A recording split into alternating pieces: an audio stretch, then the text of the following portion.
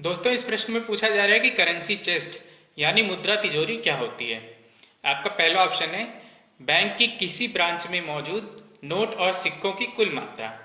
दूसरा ऑप्शन है किसी बैंक के पास मौजूद नोट और सिक्कों की कुल मात्रा, यानी जैसे एसबीआई हो गया या पीएनबी हो गया, इन बैंकों के पास मौजूद नोटों और सिक्कों की कुल मात्रा। तीसरा ऑप्शन है ऐसा गोदाम जहां पर नोट और सिक्के रखे जाते हैं। और चौथा ऑप्शन है इनमें से कोई नहीं। तो इस प्रश्न का जो उत्तर है वो है नंबर 3, यानी ऐसा गोदाम जहां पर नोट और सिक्के रखे जाते हैं। देखिए, ये बात तो आपको पता होगी कि भारत में नोटों की प्रिंटिंग का काम जो है वो 4 करेंसी प्रिंटिंग प्रेस में किया जाता है। ये 4 प्रिंटिंग प्रेस हैं नासिक, देवास, मैसूरू और सालबोनी में। इन चारों जगहों की लोकेशन आपको याद होनी चाहिए। इनमें से 2 प्रेस जो हैं वो आरबीआई के कंट्रोल में आती हैं और 2 प्रेस जो है वो गवर्नमेंट के कंट्रोल में आती हैं।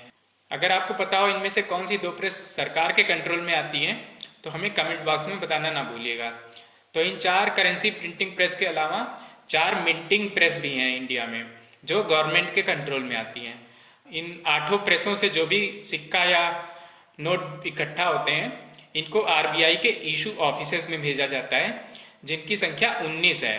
वैसे कहीं कहीं पर इनकी संख्या 18 भी मिलती है, तो इसको कंफर्म करने की ज़रूरत है कि इनकी एग्जैक्ट संख्या क्या है।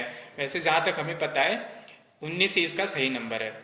ऑटो प्रिंटिंग प्रेस से पहले सिक्के और नोट इशू ऑफिसेज में आते हैं और फिर यहाँ से कुछ सिलेक्टेड बैंक्स में भेजे जाते हैं। अब इन बैंकों में क्या होता है कि इन सिक्कों और कॉइन्स को रखने के लिए एक रूम बना होता है जिसे हम करेंसी चेस्ट बोलते हैं। तो सिक्कों और नोटों को छपने से लेके उनको करेंसी चेस्ट तक पहुंचाने का काम जो है डिपार्टमेंट ऑफ करेंसी मैनेजमेंट देखता है, जो कि आरबीआई के अंतर्गत आता है। अब बात करें करेंसी चेस्ट की, तो भारत में मौजूद 70% करेंसी चेस्ट जो है एसबीआई यानी स्टेट बैंक ऑफ इंडिया में है। इसके अलावा अगर इसमें पीएसबी बैंक्स मतलब नेशनलाइज्ड बैंक्स को भी मिला लिया जाए तो भारत की लगभग 95% करेंसी चेस्ट जो है नेशनलाइज्ड बैंक्स में है। बाकी 5% में private sector banks, cooperative banks, foreign banks और आरआरबी आते हैं। यानी इन चारों में बहुत ही कम करेंसी चेस्ट मौजूद है।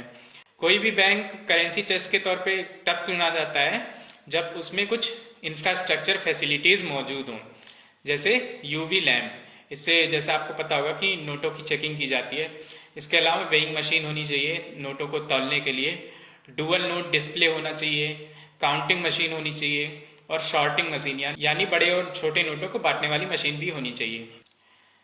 देखिए, ये करेंसी चेस्ट जो होती है ये किसी डिस्ट्रिक्ट में बाकी बैंकों को नोट और सिक्के पहुंचाती हैं, इसलिए ये डिस्ट्रीब्यूशन सेंटर का काम करती हैं। इसके अलावा जो भी कटे फटे नोट होते हैं वो जनता के बीच से लेकर आरबीआई तक पहुंचाने का काम भी इन्हीं करेंसी चेस्ट का होता है।